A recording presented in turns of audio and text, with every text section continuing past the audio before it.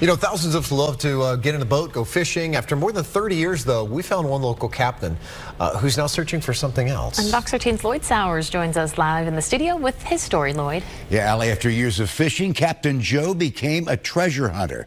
He was on his way to one treasure when his story takes a turn, and he finds a piece of history that he wasn't expecting.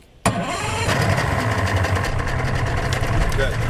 For 30 years, Captain Joe Zsiga took to the water in search of fish. But when he retired a few years ago, he became a treasure hunter. Do I want to get rich? Sure, I want to be the next Mel Fisher.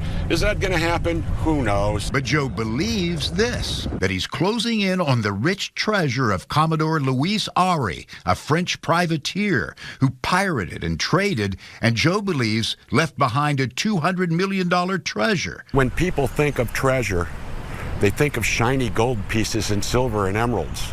There's more to treasure than that.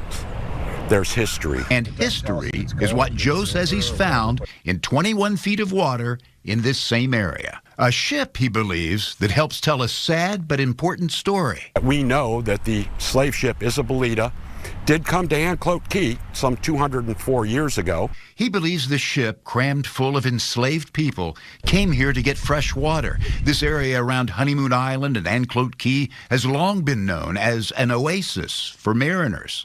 But he says as the Isabelita tried to leave with its human cargo, it became stuck on rocks, and the crew had to free it. They end up unloading a bunch of the ballast stones, and they couldn't get the anchor off of the rocks. He says the ship was finally freed and sailed north to a slave auction.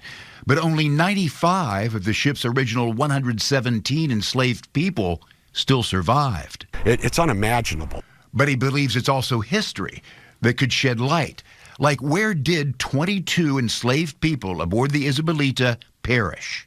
Did some escape? There might be somebody that said, yeah, my grandfather, and then, then he got freed, and then he made his way down to Florida, and he grew up in Tampa. You don't know. Zsiga is making plans to dive on the site. Maybe more can be learned. At least if I could provide a little bit of history for somebody. To find a missing piece of their family story, where Captain Joe believes many answers and treasures still lie beneath.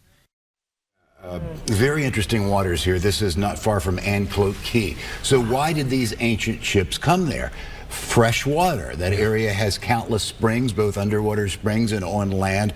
All kinds of people would come in to take on water for their ships, from pirates and privateers to, in this case, slavers. Joe plans to dive on the site soon. When the weather gets a little warmer, when the Gulf temperature gets a little bit warmer, and we'll keep you up to date on that. You said it's pretty shallow, right? Yeah, about 21 feet, he says. Yeah, fascinating That's stuff. amazing. That's some great work he's doing. Yeah, Thanks, Lloyd. In history. All right, Lloyd, thanks.